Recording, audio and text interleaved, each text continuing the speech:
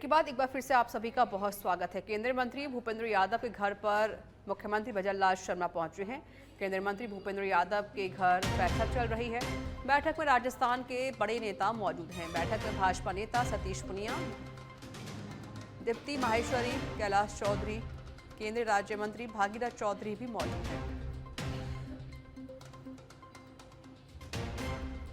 तो मुख्यमंत्री भजनलाल शर्मा केंद्रीय मंत्री भूपेंद्र यादव के आवास पर पहुंचे हैं। बैठक में राजस्थान के बड़े नेता मौजूद हैं।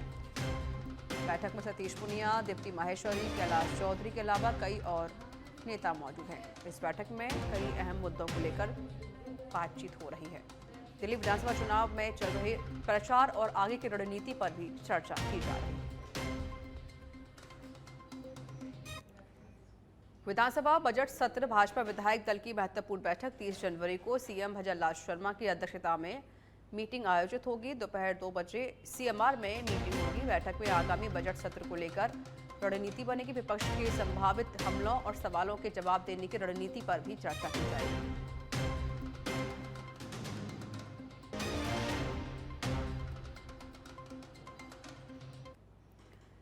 भागरोटा में बन रहे फ्लाईओवर से ट्रैफिक डायवर्जन का मामला सामने आया। राजस्थान हाईकोर्ट ने मामले में नाराजगी जताई और कहा कि जाम में लोग घंटों फंसे रहते हैं, लेकिन ट्रैफिक डायवर्जन को लेकर कोई गंभीर नहीं है। अदालत ने ट्रैफिक से जुड़े अधिकारी पेश होकर बताएं कि आखिर जनता को कब तक सहन करना होगा ये ट्रैफिक से जुड़ा। कल दोपहर 2 बजे जेडी और ट्रैफिक अधिकारियों को तलब किया गया। रायचंद चौधरी की ओर से दायर जनहित याचिका पर आदेश दिए गए हैं। एडवोकेट कमलेश रोज, धर्मेंद्र चौधरी और सीमा रोज ने पैरवी की। केंद्र सरकार की ओर से एएसटी आरडी रस्तोगी ने जवाब पेश किया।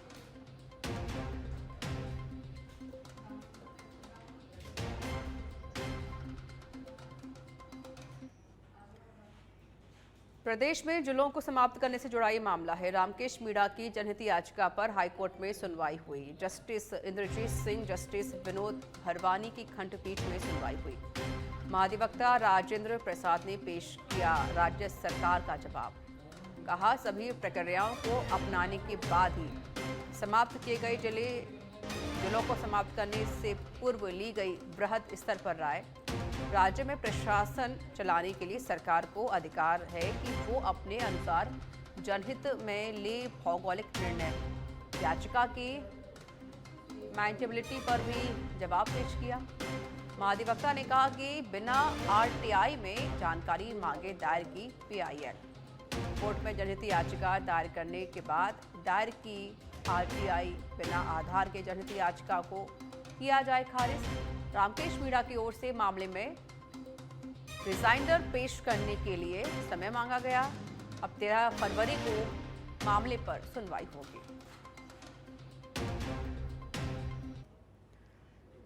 दूर से आपको खबर बता देते हैं। अतिक्रमियों और अधिकृत ठेकेदारों की मनमानी के आगे अधिकारी पस्त हो गए हैं। गौचर भूमि छोड़ कोर्ट स्टे लगी जमीन पर रोड बना रहे, गाड़े बिजली के खंभे, ठेकेदारों को पाबंद किया, फिर भी नहीं हटाया रोड निर्माण और खंभे। पावटा तहसील के गांव पंडितपुरा का ये मामला है। भीलवाड़ा के शाहपुरा से खबर है। शाहपुरा को पुनः जिला बनाने की मांग की जा रही है। शाहपुरा उपखंड मुख्यालय बंद। जिला बचाओ संघर्ष समिति के आह्वान पर बाजार और व्यापारिक प्रतिष्ठान बंद किए गए। जिला बचाओ संघर्ष समिति की ओर से पिछले 27 दिनों से ये आंदोलन चल रहा है। शाहपुरा में आंदोलन के तहत काला दिवस मनाने की भी घोषणा की गई है।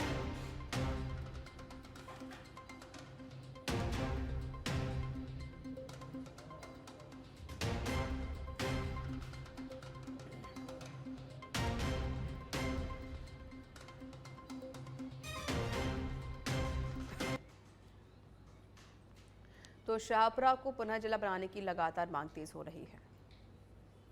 इतिहास का ये पहला ऐतिहासिक बंद होगा जहां स्वैच्छिक रूप से लोग अपने अपने प्रतिष्ठान, अपने अपने संस्थान बंद रख रहे हैं। यहाँ तक कि इमरजेंसी सेवाएं तक लोगों ने स्वैच्छिक रूप से शाहपुरा जिले को वापस दर्जा दिलाने के लिए अपनी बंद रख रखी है। शाहपुरा के सारे नागरिक वासियों का, समस्त प्रतिष्ठान, समस्त व्यवसायियों का हम तहे दिल से संघर्ष समिति की तरफ से हार्दिक आभार व्यक्त करते हैं। आप इस बंद को शाम कोटा के इटावा से खबर है। युवक जितेंद्र बैरवा की आत्महत्या से जुड़ा ये मामला है। आक्रोशित परिजन और ग्रामीणों ने प्रदर्शन किया। पुलिस पर 3 महीने में कार्रवाई नहीं करने का आरोप लगाया।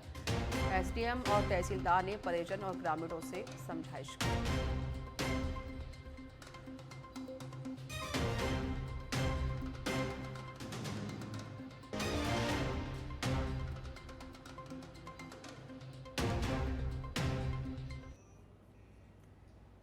पाली के सुमेरपुर में नेशनल हाईवे 325 के पास अज्ञात वाहन की चपेट में आने से नंदी की मौत हो गई। घटना की सूचना मिलते ही गौरक्षक टीम मौके पर पहुंची।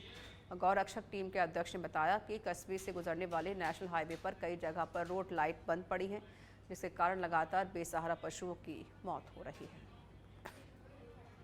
रोड पे जो रोड लाइट लगी हुई है वो आधी लाइटें बंद पड़ी है, आधी चालू पड़ी है। तो उसकी वजह से अगर यहाँ पे अगर जगह भी होती तो यहाँ से नंदी भागता हुआ आ जाता तो एक्सीडेंट हो सकता है, वो बात हम मान सकते हैं। लेकिन रोड लाइटें बंद पड़ी है। किसी अज्ञात वाहन ने नंदी महाराज को इतनी ज़ोर से टक्कर मारी कि इनके हाथों हाथ वहीं पे मौत हो गई। मैं प्रशासन में थाने में भी कॉल किया था, उन्होंने बोला आउट कॉल लगाओ। आउट साइड में गाड़ी गई थी, सांडेदार से गाड़ी है, आउट साइड में एक पिकअप गई थी। और झुंझुनू के चिड़ावा कस्बे के वार्ड नंबर 12 में एक युवक ने घर के कमरे में सुसाइड कर लिया। युवक का शव कमरे में फांसी के फंदे से झूलता हुआ मिला। सूचना के बाद भी मौके पर पहुंची पुलिस ने शव को फंदे से उतरवाकर चिड़ावा उपजिला की मोर्चरी में रखवा दिया है। वहीं परिजनों की रिपोर्ट के बाद पुलिस ने शव का पोस्टमार्टम करवाकर शव परिजनों को सुपुर्द कर दिया। फिलहाल पुलिस मामले की जांच कर रही है। अलवर शहर में चोरों के हौसले लगातार बुलंद होते हुए जा रहे हैं। चोरी करने का नया तरीका ढूंढने लगे हैं। मामला अलवर शहर के शिवाजी पार्क थाना अंतर्गत कर्मचारी कॉलोनी B48 का है, जहां बीती रात अज्ञात चोरों ने 3 घरों में सीढ़ी लगाकर चोरी करने का प्रयास किया, लेकिन चोर 2 घरों में चोरी करने में नाकाम और एक घर में चोरी करने में सफल हुए। चोर घर से 2 व्हीलर की स्क्रैप बैटरी और 50 स्क्रैप एल्यूमिनियम के साथ नकदी चुरा ले गए हैं। पीड़ित की शिकायत पर पुलिस ने मामला दर्ज कर लिया है, जांच शुरू कर दी है। B48 से बात कर रहा हूँ। तरुण कुमार मुखीजा मेरा नाम है। रात 1 बजे हमारे छत पर आवाज़ आ रही थी, तो हमने सोचा वैसे कोई आवाज़ है, कोई बंदर होंगे। फिर मेरी मैडम बोला अपनी छत से आवाज़ आ रही है बहुत ज़ोर से। तो हम जैसे छत पे आए तो सामने एक बंदा कट्टा भर के ले जा रहा था स्क्रैप का, और वो जैसे भागा मैंने उसको गाली बकी, मैंने क्या कर रहे हो साहब। जब वो यहाँ से गया भाग गया, वो दूसरी छत से चला गया साहब। रात 1 बजे का टाइम था। इसमें स्क्रैप की बैटरी गई है एक। प्रतापगढ़ के रंठाजना पुलिस ने NDPS एक्ट के तहत मादक पदार्थों की तस्करी के आरोपी की करीब 1.5 करोड़ रुपए की संपत्ति फ्रीज कर दी है। जिला पुलिस अधीक्षक वृत कुमार बंसल के निर्देशन में कार्रवाई की गई। कार्रवाई में आरोपी ओम प्रकाश पाटीदार की संपत्ति को फ्रीज किया गया। आरोपी से 26 अप्रैल 2023 को 3.8 किलो अवैध अफीम जब्त की गई थी। हमारा मादक पदार्थ का तस्कर है जिसका नाम है ओम प्रकाश पाटीदार। ओम प्रकाश पाटीदार रंठाजना थाना क्षेत्र का निवासी है और ये भी लगातार इसी प्रकार के धंधों में इन्वॉल्व है। इसके भाई और चाचा के खिलाफ भी पहले NCB ने फ्रीजिंग की कार्रवाई की थी सन 2014 में, लेकिन ये फिर भी बाज नहीं आया और लगातार ये कार्रवाई कर रहा है। इसमें जो इसकी सबसे बड़ी खास बात है कि इसने अपने नाम, चूंकि इसके पहले कार्रवाई हो चुकी थी, तो इसने अपने नाम नहीं लेकर के इसने अपनी चाची, अपनी पत्नी, अपनी एक विश्वास पात्र पत्नी, इनके नाम इसने अपनी कृषि भूमि खरीदी थी। लगभग 16 बीघा इसने कृषि भूमि खरीदी है, जिसकी लगभग बाजार कीमत 1.5 करोड़ के आसपास है। और ये सारी जो हैं इनको हमने इसके पूरा सिस्टमेटिकली हमने इनका पूरा रिकॉर्ड का अध्ययन करके और इसके ऊपर इनके 68 तक कार्रवाई करके